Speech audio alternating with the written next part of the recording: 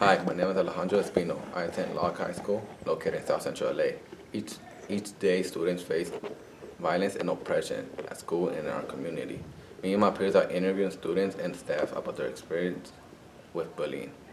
We would now like to share their stories with you.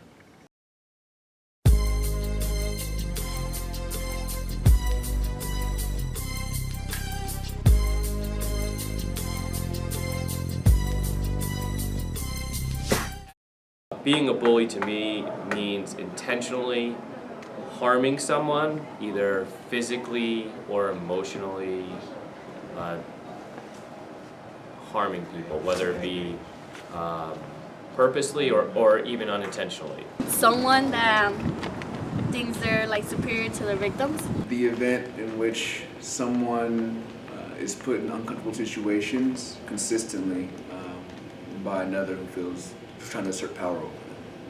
It's someone who has control over other individuals and bullies them. Basically bullies, like, takes advantage of them, makes jokes to them, belittles them, makes it feel slow. That's what a bully means to me. It made me feel uncomfortable and unsafe.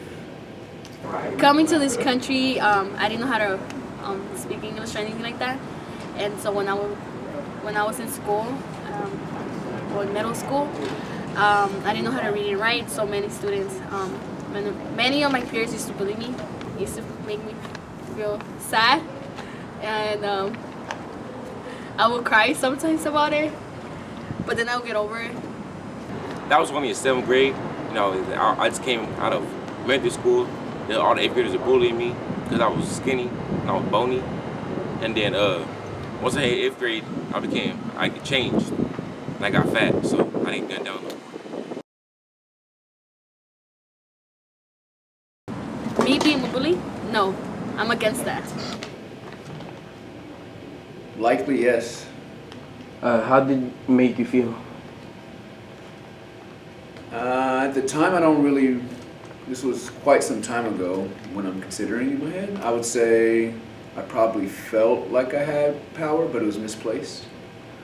I actually was. I was in 8th grade because there's this little black kid, and then I didn't like him, so I used to push him downstairs and all that stuff, and then but then I changed and I seen the error in my ways, and now I'm a better person because of that.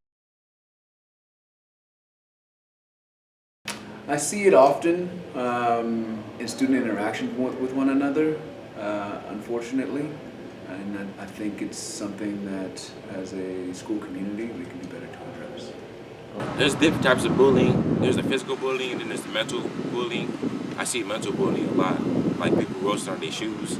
Like, people broke, they ain't got money to buy them new shoes, and like they roasting on their phones because they got trap phones. They ain't got iPhones. Yeah, that's the kind of bullying I see. Physical bullying, not that much. If I see it, it's like in an alley somewhere, and I ain't about to go over there. So, I see both types. Very often, How much a day? 4 to 5 times a day. Yes, because even though like it might seem funny to many like people around us when they make fun of somebody's shoes, but what if your parents can't like afford them? You know what I mean? Like, and then the student must be like, you know what, like I don't want to come to school because I don't have the same shoes as my rest of my friends. Why I don't feel cool? Or I don't feel I'm not in their level. So obviously it does affect them.